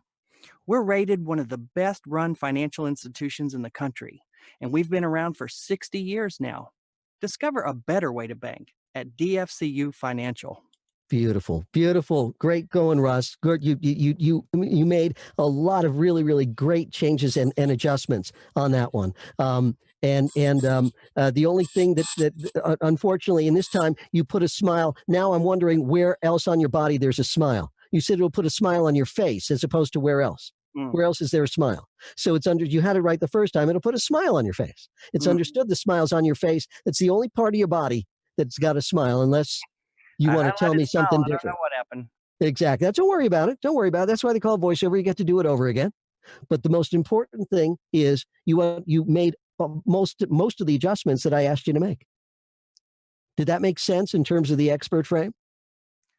Yep, it was good. Yeah, because it's good to put. I have a hard time on my own figuring all that stuff out. But the more you do it, I guess the better you get at it. But once you get it right, yeah, it makes sense. Yes, absolutely. And as I said, you can always fall back on the presentational frame. This could be BankCon. There's no question about it. You could be representing DFCU Bank at BankCon, right? And do the story and tell the story, which is perfectly fine. And say, well, we'd love to meet you. You're still talking to an audience. You can always fall back on the presentational frame. But I always say, if you can realistically make it on the expert frame, on the front lines, retail, go there, because then it's much more one-to-one and it's much more personal. That's a good idea. Yep. Good going, my friend. A lot of coaches do say just talk to one person. Yes, when you have the opportunity and when it makes sense. Okay. And I can't tell you how many times I've seen copy where people say you're only talking to one person. I'd say I would never in a million years say this to one person ever in this lifetime on this planet. Yep. What are you smoking that you think that I would say this to one person? I'd never say these words ever. So again, I just want you to make sense of what it is you're talking about. Give yourself a valid reason for saying what you're saying, and then you can get behind anything you say. Yeah, and I like the setup too, where you say, let me tell you something, let me share something, That's right. I like that too. That's it. That's it. Whether you're talking to one person or talking to an audience, you're still talking. Mm-hmm. Right? Yep. You're explaining. Good going, my friend. Good going. Excellent. Excellent. Mr. Evans. Yes, sir. How are we doing, sir? I'm doing good. Yourself, sir? Excellent. Excellent. Which spot have you picked? Well, usually they say I always talk too fast, so I'm going to do the conversational war Mack truck. Okay, Mack trucks. All right, excellent. All right, so let's take a look at Mack trucks. Mack trucks. Let's see, what page are we on? Here it is. Got it. All right, excellent. All right, so let's place ourselves. Let's determine who you are, where you are, and who you're talking to. Who are you in the story? I feel like a seasoned truck driver. Thank you very much. That's exactly where you are. Who you are. Where are you? I'm either at a counter or maybe in front of a little recruiting crowd, if you will. Yeah, I like the counter, and if you're at the counter, obviously you're talking to a kind of wet behind the ears newbie. Exactly, like a young kid sitting there just talking there, either at a booth or a counter with a cup of coffee. And that's exactly it. That's exactly right. Talking. Notice what you just did there. You said talking. You didn't say talking. Right. You said talking. You put I in apostrophe. Right. Yes, sir. All right. So if you're going to put I in apostrophe when you start up in the morning. Yeah. Right? Yeah, exactly. What's coming around the next corner? Coming, I in apostrophe. Okay. Right? Exactly. Got it? Yep. Yeah. Yeah, exactly. That's exactly it. That's exactly it. I love you at the counter right there. Okay. Yeah. So this guy, this 20 something kid who just started out here is saying, wow, how long you been doing this? Obviously, you obviously been doing this quite a while. Yep. And so you got some seasoned advice for this kid, don't you? Yes, sir. Absolutely. So in this particular case, you're talking to this kid. This is just a little bit of a story here. Right. What's your intro going to be before you just dive into the world looks a little different in our truck? You're going to say something to him, just address him a little bit? Sure. How you doing there, kid? Everything okay? Yeah. So you're interested in being a truck driver, huh? Well, let me tell you a story. The world looks a little different in our truck. When you start up in the morning, you could be going anywhere. Mobile, Moline, Motown, wherever your payload takes you. It's a fast-paced life, and you never know what's coming around the next corner. We respect what each of us do. We never have been reminded to live up to our responsibilities. What we do is right and hold up our end. Now, why, you ask? Because people rely on us to have their back. It's all about where you want to go and the life you want to lead. When you're true to the code, you live up to your potential. You make the most of every mile, and the ride keeps on getting better. Excellent. Good first take on this one. Good first take. Excellent. Good first take, Tim. Time-wise, your time was right on the money. We came out to about 40. Oh, okay. And that's okay. That's perfectly fine. You were moving. You were trucking. No pun intended. No pun You were intended. really, really trucking there, and you came out to 40. So this is again, as usual, like a lot of spots, a little overwritten, But you did a beautiful job there.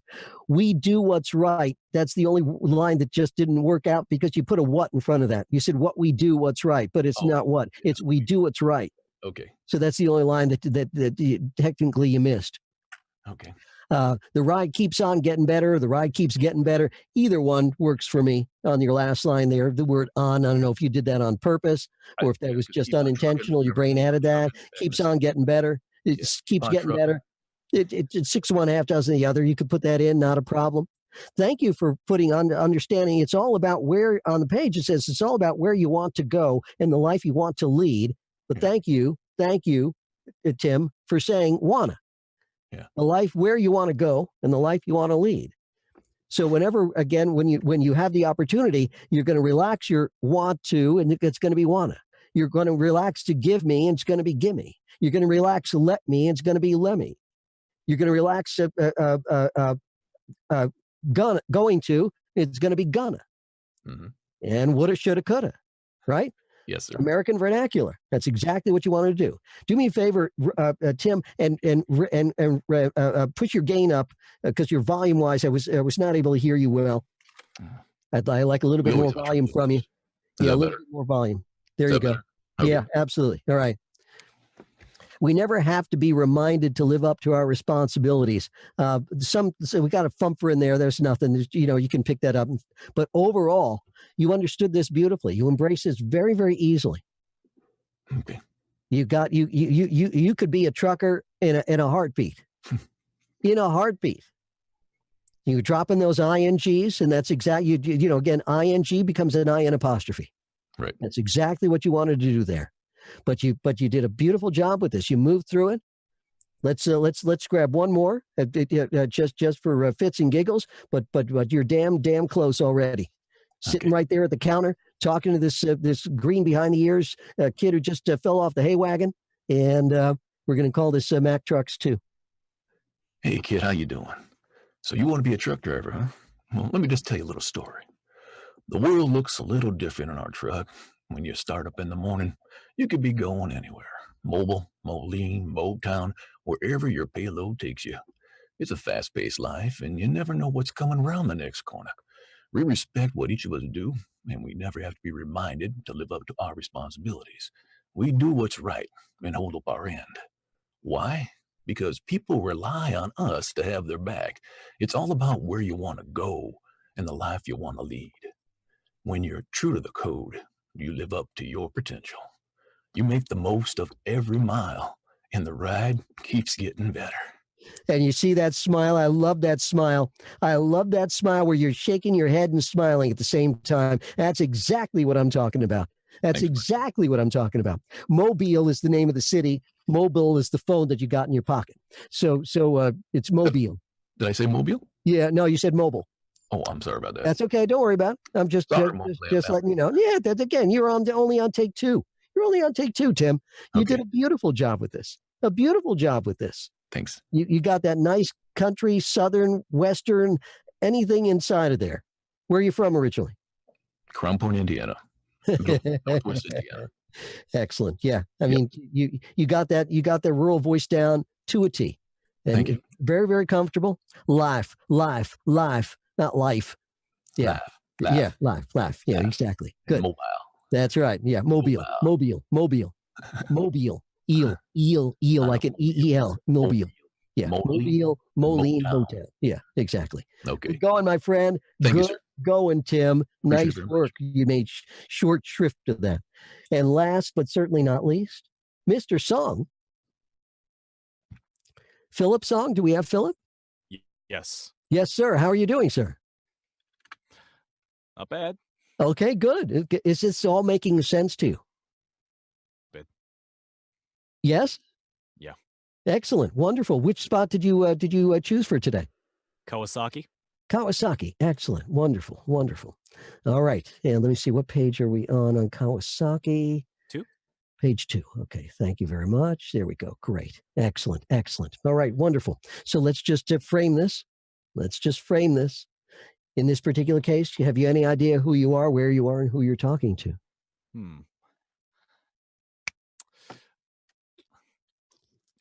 I have a friend who rides a motorcycle. Like, although I guess I would imagine it's him explaining to me what it's like to be on a motorcycle. Yes, which is definitely. I mean, yes, you're definitely describing what it's like to be on a motorcycle. There's no doubt about it. I have a hard time picturing your friend saying to you, Philip, "This is more than desire, beyond obsession. This is your world forever altered." I have a hard time believing. Would you believe your friend saying that to you? Would you think that your friend might be off his meds at this particular point?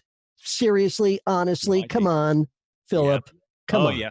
Yeah. Okay. All right. Your friend would never say that to you. This is way too dramatic for your friend just to say, I love this fucking bike. All right. Yeah. Seriously. That's what your friend would say. You are not going to believe the rush that you get on this bike. This is unfucking believable. All right. That's what your friend would say. Mhm. This is not your friend talking to you ever. This is presentational out the wazoo. All right. All right. What's the first? Imagine the pictures that they're going to be seeing. Beauty shots. This is the beauty of the presentational frame. Beauty shots of this bike. Beauty shots of this bike, and not just still shots. This is action shots. The bike going meow meow and going around the corner meow and everywhere. Just beauty shots of this bicycle. Beauty shots. That's what you got here, ladies and gentlemen. Please welcome from Kawasaki, Mr. Philip Song. Thank you, everyone. I'm so happy to be here right now. I can't believe I'm here right now. Okay, so me, I've been with Kawasaki for the last 3 years, but I've been with the motorcycle industry for about 10 years now. And I could talk about the whole motorcycle industry all day long, but let me show you what I'm talking about with Kawasaki. So with Kawasaki, you'll feel it before you're even on it. The rush is like pure electrifying euphoria. Once it's in you, it has the power to change you. Nothing matters but the next ride, the next rush. This is more than desire, beyond obsession. This is your world, forever altered. Excellent. Good first take on this one. Good first take. And this on this one, because it's a 30, this says it's a 30, and time-wise, you came out to 20. So you were actually 10 seconds under. So you don't have the problem of trying to shoehorn this copy. Now you got to expand. That's exactly right. Now you have to expand. All right. So let me ask you a question, Philip. Have you ever ridden a motorcycle? I have not. Okay, that's all right. Doesn't matter. Can you imagine riding a motorcycle? Yeah, I can. Yeah. Okay. How would you feel? What would be the one word you describe riding a motorcycle? Cold. Cold. Okay. Okay. Let's pretend that you're warm. Let's pretend that you're dressed and that you're warm. What is the feeling that you'd have after riding a motorcycle? One word. Windy. Windy and cold. Boy, no wonder you've never ridden a motorcycle before. Okay, all right. How about the experience? The experience, Philip. What's one word you'd say on an amazing quick ride? Thrill. Thrill, Yes. thrill. Like, what would you say the word thrill when you got off the motorcycle? What's the one word you would say when you got off a thrilling ride, a short thrilling ride on a motorcycle, and you just got off? What's the one word you'd say? Woo! Woo! That's right. Wow. Wow. That's exactly right. So what we're going to do is this is not going to be full voice. This is going to be your 3/4 voice. This is going to be wow. That's what's going to be underneath your words. Wow. Wow. So it's not going to be full voice when you hear yourself say, you'll feel it before you're even on it. You're going to add texture and wow to your voice and say, you'll feel it before you're even on it. So we're going to have a 3/4 voice, not your full voice. You'll feel it before you're even on it. All right. The rush is like pure electrifying euphoria. And you're going to take big beats in between your lines. You are going to love this fucking bike, Philip. You are going to love this fucking bike. Oh, yeah. I want a wow underneath you. Go ahead and expand, slow down, take a big beat after each line. Ladies and gentlemen, you're in for a treat. In case you missed him, please welcome one more time from Kawasaki, Mr. Philip Song. Thank you, everyone. I'm so happy to be here right now. You won't believe it. So who I am, I've been with Kawasaki for about 3 years now, but I've been with the motorcycle industry for 10 years, and I could talk about motorcycles all day long. But let me show you what we've got here at Kawasaki. So here it is.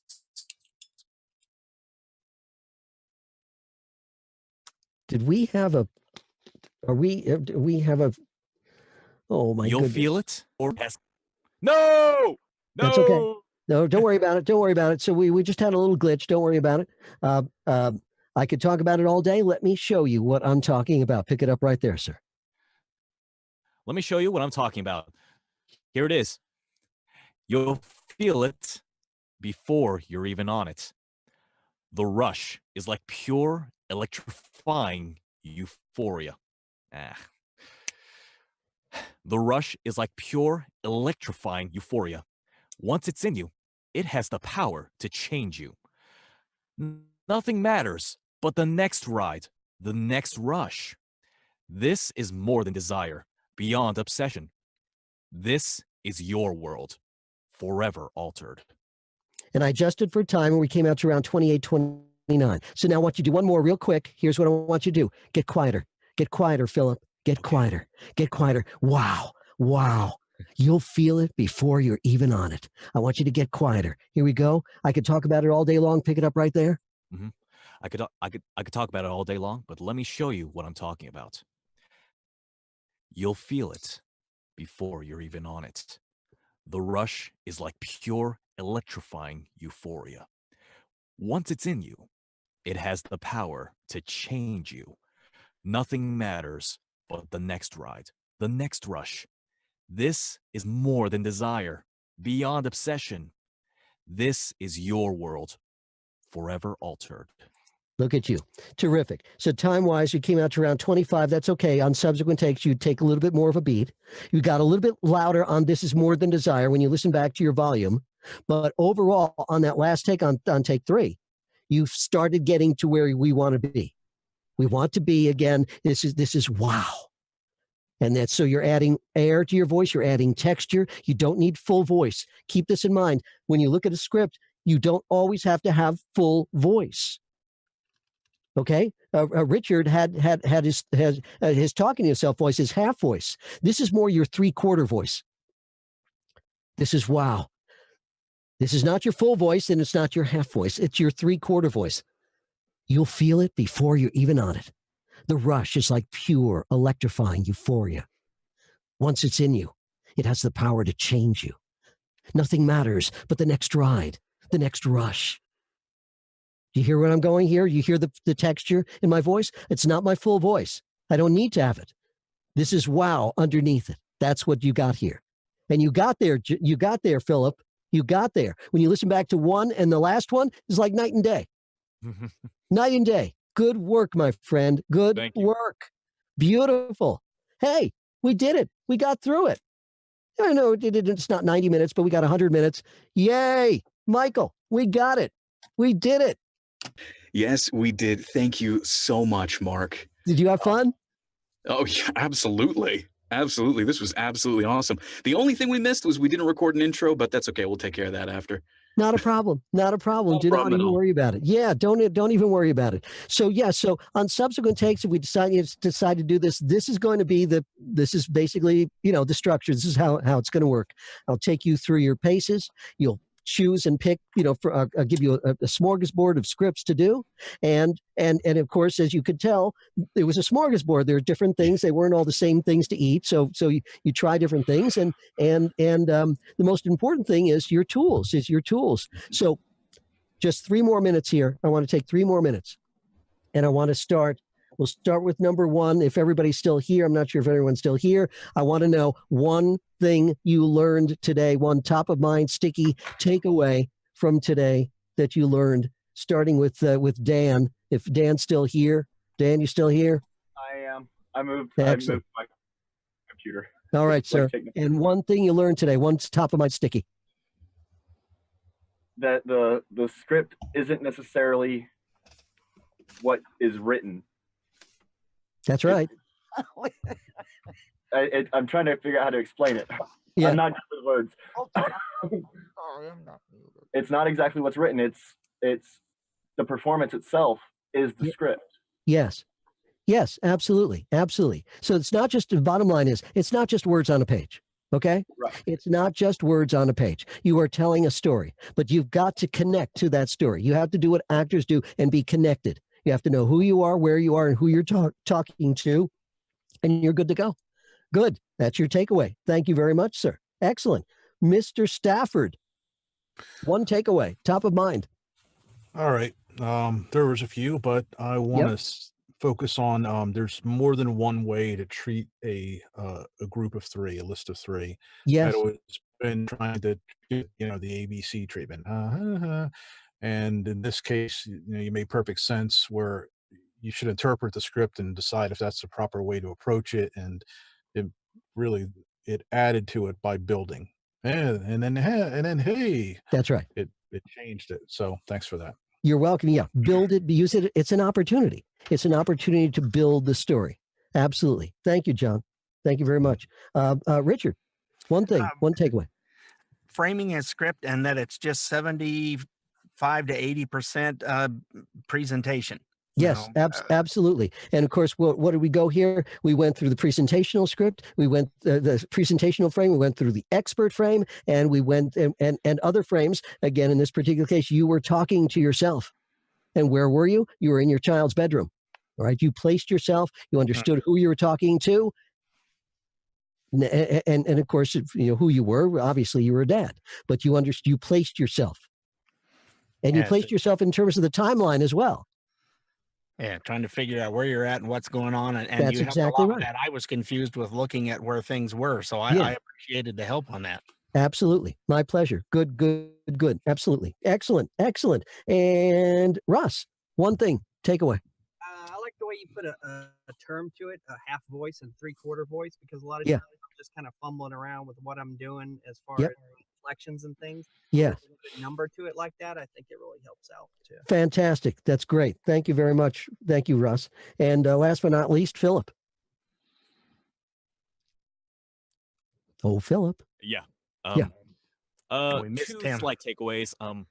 Okay, one the small one is that announcers don't always have to be like big and loud and all that. Thank you.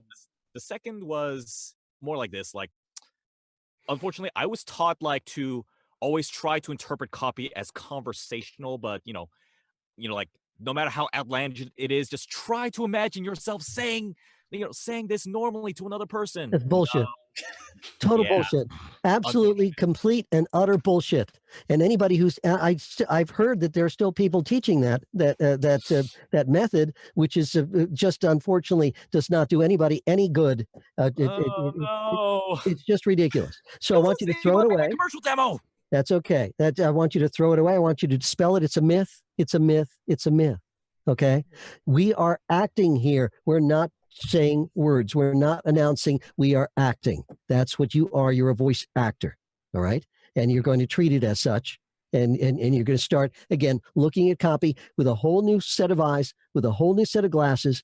And again, ask and answer the three questions. If you can answer who am I, where am I, and who am I talking to, you will understand the story. And if you don't understand the story, you have no reason to open your mouth. My dad always told me, if you don't know what you're talking about, shut up. He dropped the F-bomb inside of that, but he just said, shut up. All right. And that's it. It's that simple. Look, I'm going to give you my parting words here. This is not rocket science. This is not brain surgery. This is common sense. And that's what I want you to use. Common sense on scripts. Okay. Don't be afraid to change copy if it needs changing. Don't be afraid to do that. I want you to color words. All this stuff, by the way, is in my book. Everything that we talked about today is in my book. So if you ever want to refer to it, you can always go on my website and get my book. You can always go on Amazon anytime. Actually, while we're here, sorry, real quick, why don't you go ahead and give us, where can we find you? What do you offer? Give us all that info. Oh yeah, no, it's real simple. So you can always contact me anytime at marc@cashmancommercials.com. MARC@cashmancommercials.com. So you can always write to me and ask me any questions, whatever the case may be. If you want my book, you can go on Amazon. Just click on VO. I don't have it with me, but it's V-OH! VO. And if you want an autographed, personalized copy of VO, just email me and I will make arrangements for you to do that as well. If you're not on my email list, write to me and I'll add you to my list, and I'll let you know what's upcoming with classes, whether it's in studio or online, any workshops I've got going on. And if you want one-on-one coaching, that's available as well. And also, if you're on my email list, I have occasional auditions that I send out to people. So you're privy to auditions as well. Just had one the other day. Yeah, you got exactly. you just got one. Dan just got one the other day. So yeah. So again, that's how you contact me. I'll get back to you. Any questions, anytime. You write to me and we'll do it. And next time we'll do Leonard. Leonard will go, and our ladies will go. Nathan will go. Janet will go. Joe. I didn't know Joe was part of your group. Are you shitting me? Are you shitting me? You've been sitting there all this time in the back room, I didn't know. Joe and Devin will get Devin in there, and I didn't know Joe was part of your group. Oh my God, you got Joe. Yep. You've been putting up with Joe for how long have you been putting up with Joe? He's an absolute pleasure to have on. What a pain in the ass! I'm telling you, just unbelievable. Joe's putting been putting up with Joe. us. Yeah, no, it's mostly the other way around. Yes, exactly. Okay. So Joe and I go back a long time. Joe and I got a long history. I love Joe. Hey, Joe. Good to see you, my friend. Good to see you. You mentioned a couple names. You said Leonard, Janet, Nathan, Devin. Did you have anybody else you had in mind? Well, I was just looking at the list up here on the top here. So okay. I was just looking at seeing who else. So Takia, is that her name? Takia, and then who else? And you, Michael. Yeah. Okay. Yeah. So maybe next time, let's see if we can accommodate the rest of the group. Okay. Yeah, absolutely. Yeah, right. We'll discuss it. I'll email you. Thank you. You got Mark. it. It was awesome. You got it. Yeah, thank you so much, Mark, for joining us. The info was absolutely amazing, and we look forward to the next time we can have you on. Maybe we'll even get Everett on here too to collaborate with you. Who knows? Oh, that would be fantastic. Everett, if Everett's in the room, then you know it's going to be crazy. Oh yeah, no, we had him on. We had him on a couple months back. It was absolutely awesome. Tons of fun. Fantastic. He's got enough. He has enough energy to sell it. Online. He does. Yeah, he really does. All right. Once again, thank you very much. Again, I'll be in contact with you. Thanks everybody for joining.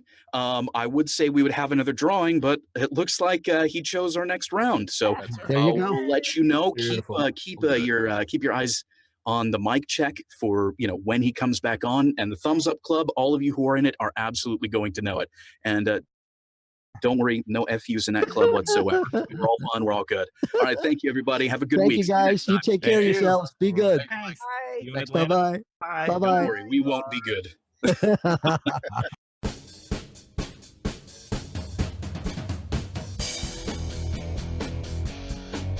Join us every Monday for free script practice. You can also find the Mic Check on Facebook and Twitter. If you liked what you saw, then subscribe for more.